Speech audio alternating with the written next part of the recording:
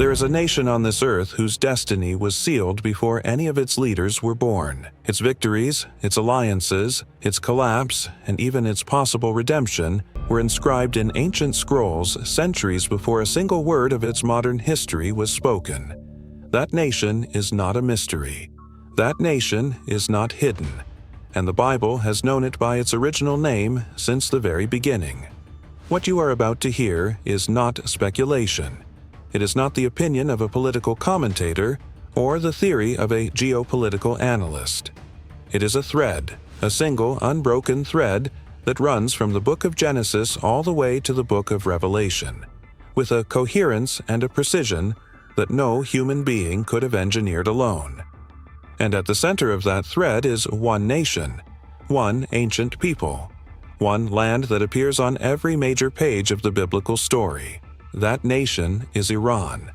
And to understand the full weight of what the scriptures say about it, we need to go back, all the way back, to the moment when everything began again. After the waters of the great flood receded, and Noah's feet touched dry ground, God did not merely save 8 people. He restarted civilization itself. And from the descendants of Noah's 3 sons, every nation, every tribe, and every people on the face of the earth would eventually emerge. In Genesis chapter 10, verse 1, we find what biblical scholars call the Table of Nations. It is the first genealogical map of the post-flood world, a registry, a blueprint of human history written before most of the events it describes had even begun to unfold. Inside that table, 2 names stand out as the direct patriarchal ancestors of the people who would inhabit the land we now call Iran. The first is Magi, the son of Japheth. From Magi descended the Medes, a fierce mountain people who settled in the elevated terrain north of what is now Iran. Rugged, disciplined, and deeply tribal, the Medes would become one of the dominant powers of the ancient Near East. The second is Elam, the son of Shem, belonging to the same ancestral line as Abraham himself. His descendants established their civilization to the southwest in the fertile lowlands bordering the Persian Gulf. 2 lineages, 2 temperaments. One shared prophetic destiny, and that destiny did not take long to begin revealing itself. The first mention of these ancient Iranian peoples in a context of conflict appears in Genesis chapter 14, in what is widely regarded as the first international war recorded in all of Scripture. A coalition of 4 kings from the east, led by Chedorlaomer, king of Elam, swept into Canaan. They ransacked cities. They subjugated populations. And among their captives was Lot, the nephew of Abraham. Elam was not some peripheral power making a minor incursion. This was the dominant force of the East asserting its authority over the Western territories. And yet Abraham, armed with only 318 trained servants, pursued the armies of the invading kings by night. He struck them. He routed them. He brought Lot home. From that first encounter in the pages of Scripture, a tension was established that would echo through every subsequent century of biblical history. The power of the East, measured against the favor of God. And the favor of God, as that first battle made unmistakably clear, does not yield. The centuries turned. The clans multiplied. The descendants of Magi and Elam intermingled and grew into kingdoms. And from the merger of those kingdoms arose what history would remember as one of the greatest empires the world has ever seen. The Persian Empire, stretching from India to Ethiopia, from the mountains of Asia Minor to the shores of the Red Sea. But here is where the story takes a turn that no human historian could have anticipated. Around the year 700 before Christ, the prophet Isaiah was writing in Jerusalem. The Persian Empire did not yet exist as a unified force. The Medes and the Elamites were still distinct peoples, rivals and occasional allies scattered across the eastern highlands. And yet Isaiah pronounced 2 prophecies about Persia that would define the next 2 centuries of world history. The first declared that God would use Elam and Media as instruments of divine judgment against Babylon. the empire that would eventually destroy Jerusalem and carry Israel into captivity. The second prophecy was something else entirely, something unprecedented, something that, if you pause to consider it honestly, cannot be explained within the natural limits of human knowledge. Isaiah declared that God would raise up a king, a pagan king, a man who had never heard of the God of Israel, and that this king would liberate the Jewish exiles from Babylon, restore their freedom, and personally authorize and fund the reconstruction of the temple that the Babylonians would one day destroy. And then Isaiah did something that has no parallel in human literature. He named the king, 150 years before that king was born. Isaiah chapter 45, verse 1. Thus says the Lord to his anointed, to Cyrus, whose right hand I have grasped, to subdue nations before him. Cyrus, a Persian name, written in a Hebrew scroll, a century and a half before the man who would bear that name drew his first breath. There is no naturalistic explanation for this. There is no framework of human intelligence or political calculation that accounts for it. It stands in the biblical text as one of the most verifiable, most documented, and most staggering prophetic fulfillments in all of recorded history. And for those who require physical evidence, history obliges. In the year 1879, archaeologists excavating in the ruins of ancient Babylon unearthed a small clay cylinder about 23 centimeters long, inscribed in the Akkadian language. It is now housed in the British Museum in London, and it is considered by many scholars to be the oldest known declaration of human rights in the world. The Cyrus cylinder records the decrees of Cyrus the Great following his conquest of Babylon in 539 before Christ. It describes how Cyrus allowed displaced peoples to return to their homelands, how he restored the sacred objects plundered from their temples, and how he provided imperial resources for the rebuilding of those temples. Read the book of Ezra, chapter 1, verses 2 through 4, where Cyrus issues his decree permitting the Jewish exiles to return to Jerusalem and rebuild the temple of the Lord. Then read the Cyrus cylinder. The correspondence is extraordinary. A physical artifact dug from the ground 25 centuries later confirms word for word what the biblical text had recorded long before archaeologists ever touched that soil. Persia, the ancient predecessor of modern Iran, was the only empire in the ancient world that did not destroy Israel. It restored her, it funded her, it protected her.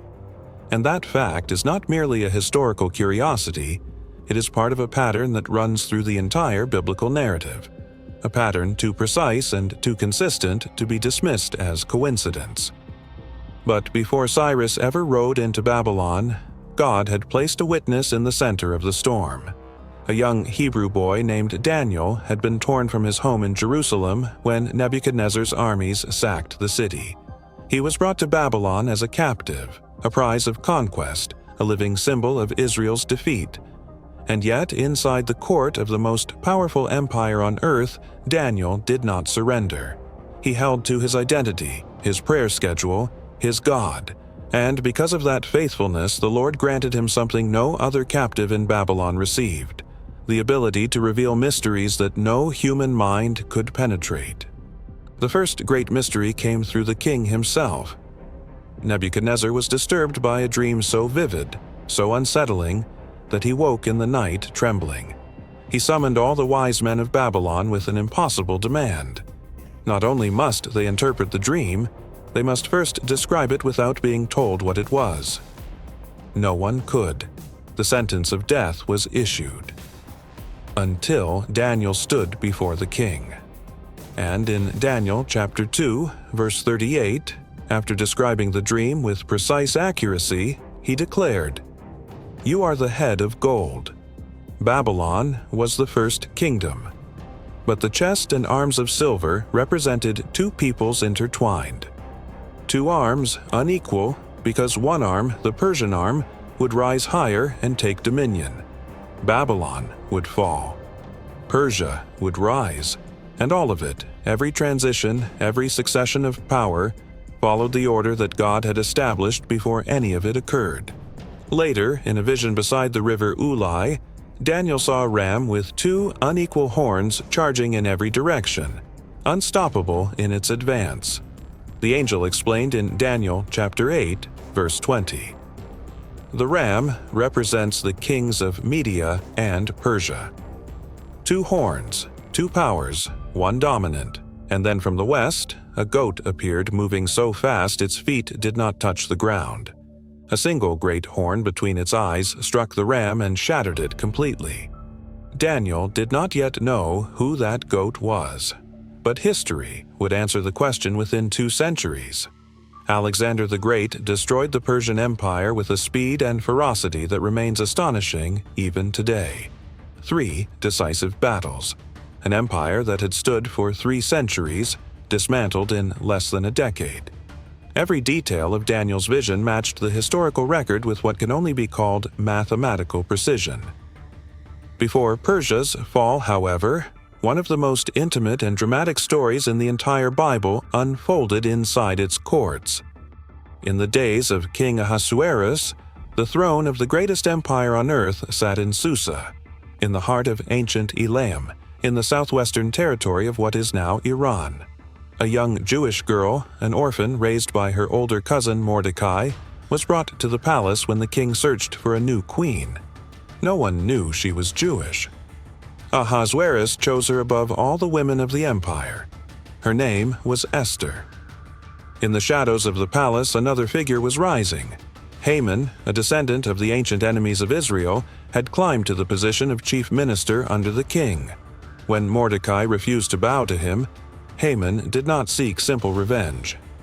He drafted a plan to eliminate every Jewish person in every province of the Persian Empire. He convinced the king with fabricated arguments. The decree was sealed with the royal seal and sent to every corner of the known world. Mordecai sent word to Esther with an urgency that cut through the comfort of the palace, and then he said something that has echoed through 25 centuries of history. Esther, chapter 4, verse 14. Who knows whether you have not come to the kingdom for such a time as this? To approach the king without being summoned was a capital offense in the Persian Empire. Any person who entered the throne room without invitation could be executed on the spot, unless the king extended his golden scepter as a sign of clemency. Esther fasted for 3 days. Then she walked toward the throne. The scepter was extended. At a carefully arranged banquet, Esther revealed the truth at exactly the right moment. The enemy was exposed. Haman was hanged on the very gallows he had built for Mordecai. A new decree was issued, allowing the Jewish people to defend themselves throughout the empire. The day designed for their destruction became the day of their deliverance. And the Persian Empire, without ever intending to, became the shield of the people of God. Centuries passed. The Persian Empire fell. Greek and Roman powers rose and fell in their turn. But when the culminating moment of all history arrived, when the Messiah who had been promised since the Garden of Eden finally entered the world in a stable in Bethlehem, something remarkable happened. Matthew chapter 2, verse 1. Now after Jesus was born in Bethlehem of Judea in the days of Herod the king, behold, wise men from the east came to Jerusalem, saying, Where is he who has been born King of the Jews? The word translated as wise men, or Magi, refers to a specific class of scholars, astronomers, and priestly interpreters from the eastern lands. Most serious biblical scholars point to the ancient territories of the Medo-Persian Empire as their most likely origin. These were men who carried in their libraries the accumulated prophetic knowledge of centuries.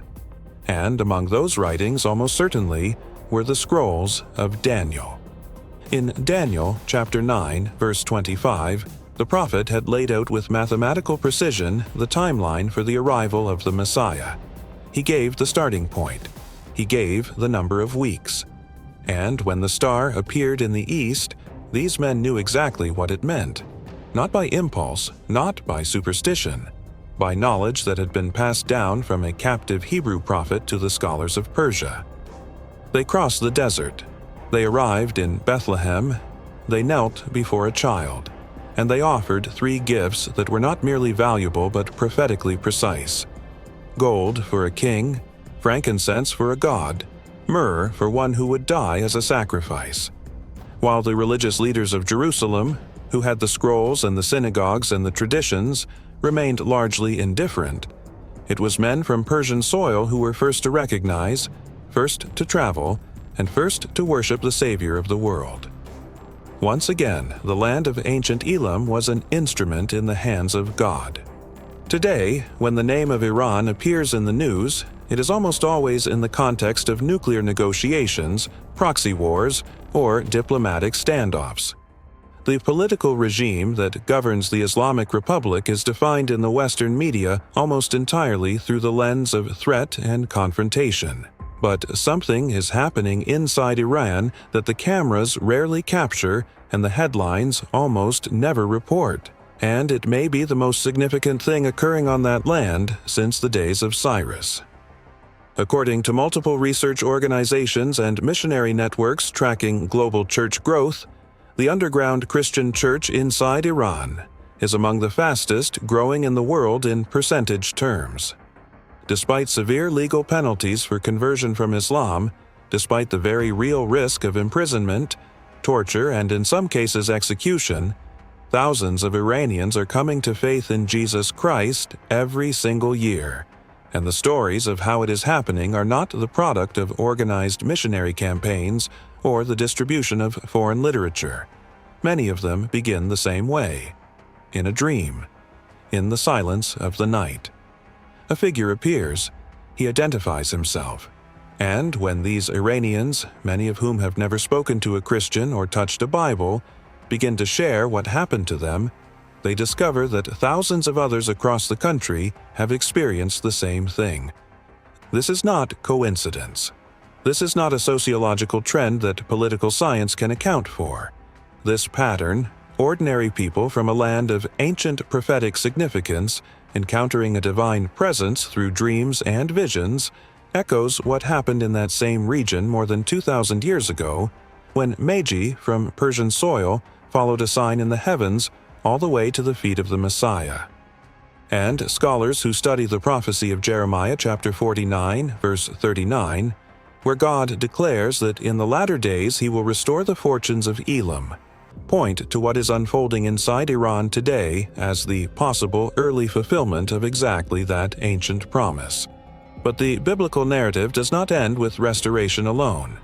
The scriptures also describe a darker chapter in Iran's prophetic role, a chapter that appears, in the current alignment of nations, to be moving toward fulfillment at an accelerating pace that should make every thoughtful observer stop and pay attention. In Ezekiel chapter 38, verses 2 and 5, the prophet describes a great coalition of nations that will rise against Israel in the latter days. Among the first names listed in that coalition is one we have encountered throughout this entire narrative: Persia, the same nation that liberated Israel from Babylonian exile, the same land whose wise men worshipped the Messiah. In the end times, the prophet declares, this nation will be part of an alliance that marches against the restored people of God. The other members of the coalition are described as Gog, the prince of Magog, whom many scholars associate with a great northern power; Cush, corresponding to sub-Saharan Africa; Put, corresponding to North Africa; and Gomer and Togarma, territories that ancient and modern scholars consistently identify with the region of present-day Turkey and the Caucasus. Now consider the map of the world in 2026. For the first time in modern history, a military and strategic alliance exists between Iran, Russia, and Turkey that mirrors this ancient prophetic description with an accuracy that demands serious attention. The Iran-Russia axis, deepened through joint military operations, weapons transfers, and a shared posture of hostility toward Western-aligned nations, reflects the Persia-Magog alignment that Ezekiel described. Turkey's complex positioning, simultaneously a NATO member and a growing strategic partner of both Iran and Russia, reflects what the prophet called Togarma. What was for centuries treated as purely theological interpretation is now a geopolitical fact visible on any map.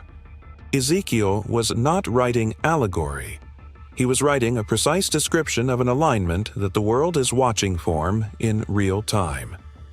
Ezekiel chapter 38, verse 9, "You will advance, coming on like a storm. You will be like a cloud covering the land, you and all your hordes, and many peoples with you." The scale of the described attack is massive. The nations involved are multiple and coordinated. The target is Israel, and every nation identified in that ancient text is currently positioned, politically and militarily, in exactly the alignment the prophet described. But here is what the mainstream analysis of Iran's geopolitical situation consistently fails to mention. The biblical account of this coalition does not end in the way the coalition expects. What is unleashed against Israel in Ezekiel's vision is not met with a conventional military counterattack. What is unleashed is something else entirely. The earth shakes. Great earthquakes convulse the battlefield. The armies turn on each other in confusion. Fire and sulfur fall from the sky. The most powerful coalition ever assembled does not suffer a conventional military defeat. It is dissolved by what can only be described as a direct, supernatural act of divine judgment. Ezekiel chapter 38, verse 23. "So I will show my greatness and my holiness and make myself known in the eyes of many nations. Then they will know that I am the Lord." This is not the language of military analysis. It is the language of divine intervention on a scale that leaves no room for alternative explanation. And yet, even here, at what appears to be the darkest moment in Iran's prophetic story, the Bible does something unexpected. There's a passage in the book of Jeremiah that almost never appears in popular discussions of Iran's prophetic significance. It is found in chapter 49, verses 35 through 39. Jeremiah declares that God will break the bow of Elam.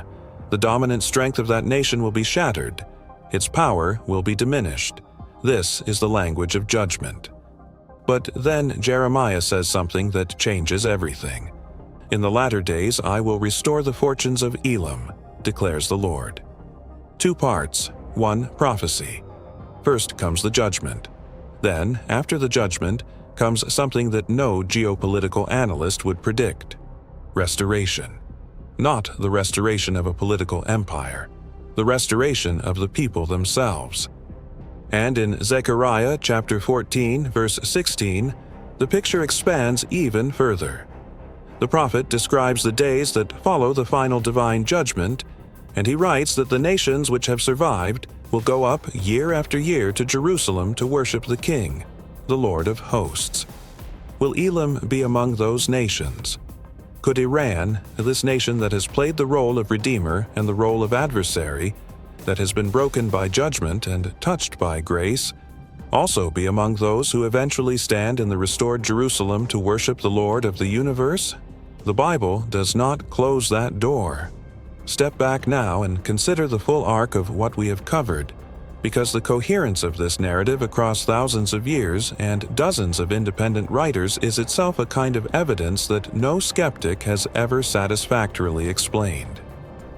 In Genesis, Elam first appears as an aggressor against the people of promise and is turned back by a man of faith with 318 servants. In Isaiah, written 700 years before Christ, the name of a Persian king is declared over a century before his birth, and every detail of that prophecy is fulfilled with documentary precision that archaeologists have physically confirmed through a clay cylinder now displayed in one of the world's greatest museums. In Daniel, the rise and fall of the Persian Empire is charted in symbolic vision so specific that critics once claimed the book must have been written after the events it describes. That argument collapsed when the Dead Sea Scrolls confirmed the pre-Christian dating of the text. In Esther, the survival of the Jewish people, and therefore the very lineage through which the Messiah would come, depended on the courage of one woman inside the court of a Persian king, in the heart of ancient Elam, in the territory that is now southwestern Iran. In the Gospels, the first Gentiles to recognize and worship the Messiah were scholars from Persian soil, men who carried Daniel's prophetic calculations and acted on them, while the religious establishment of Jerusalem remained unmoved. In Ezekiel and Jeremiah, the final chapters of this nation's story are written with the same precision that characterized every earlier prophecy. Judgment, intervention, and the open door of a restoration that transcends politics and touches the soul of a people. And today, in 2026, inside the borders of the Islamic Republic of Iran, thousands of people are quietly, and at enormous personal risk, abandoning the state religion and coming to faith in Jesus Christ. They are doing so through dreams they did not seek and cannot fully explain. They are doing so in fulfillment of a promise that was written by a Hebrew prophet more than 25 centuries ago. The underground church inside Iran is not a footnote. It is a headline that most of the world has not yet learned to read. When you watch the news and you see the name of Iran, when you hear the diplomatic language about nuclear programs and regional proxies and military alliances, remember what you have heard today. The nation being discussed in those news cycles is not merely a geopolitical actor on a crowded board. It is a nation whose destiny was written before any of its current leaders were alive. It is a nation that has appeared in every major chapter of the biblical narrative, from the first international war in Genesis to the final coalition described in Ezekiel. It is a nation that has produced both Haman, the man who sought to destroy the Jewish people, and Cyrus, the man whom God called his anointed and used to rebuild what Haman's predecessors had destroyed. It is a nation inside whose borders, right now, the Spirit of God appears to be moving in ways that the regime cannot suppress and that the secular world cannot explain. The scriptures have never been wrong about Iran. Not once. Not in the time of Abraham, when a king of Elam was stopped by a man of faith. Not in the time of Isaiah, when a king was named before his birth. Not in the time of Daniel, when empires rose and fell according to the sequence described in a dream. Not in the time of Esther, when a young Jewish woman in a Persian palace became the instrument of her people's survival. Not in the time of the Magi, when scholars from Persian soil arrived at the feet of the Messiah before the religious leaders of Jerusalem had even noticed his arrival. There is no rational basis for concluding that the scriptures will be wrong now. The biblical story of Iran is, at its deepest level, the story of all of us. A people created with purpose. A people who strayed from that purpose not once but repeatedly across centuries of pride and war and self-sufficiency. A people subjected to the judgment of God, not because God is indifferent to them, but because the judgment of God is itself a form of grace, the grace that breaks what cannot be healed any other way. And then, after the breaking, a restoration. Not because the people deserved it, not because they had earned their way back into the favor of heaven, but because the promise of God, once made, does not dissolve, because the word written by the prophet does not return empty, because the grace of God does not stop at borders, does not check passports, does not turn away at the boundary between the familiar and the foreign. The word has already been written. The story is already in motion, and for those who have eyes to see it, the chapter we are living in right now is not a random sequence of geopolitical accidents. It is a page in a book that was authored long before any of us arrived, and that will conclude exactly as its author intended. Iran's destiny is not in the hands of its supreme leader. It is not in the hands of the United Nations, or the International Atomic Energy Agency, or any military alliance on Earth. It is in the same hands that sealed it before the nation existed. And those hands, the scriptures tell us, are neither cruel nor arbitrary.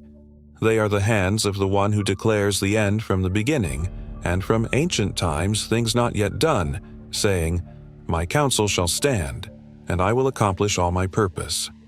The prophecy no one expected to see fulfilled is being fulfilled. Right now, in the news, in the dreams of Iranians who have never read a Bible, in the underground churches that are growing faster than any government can suppress them.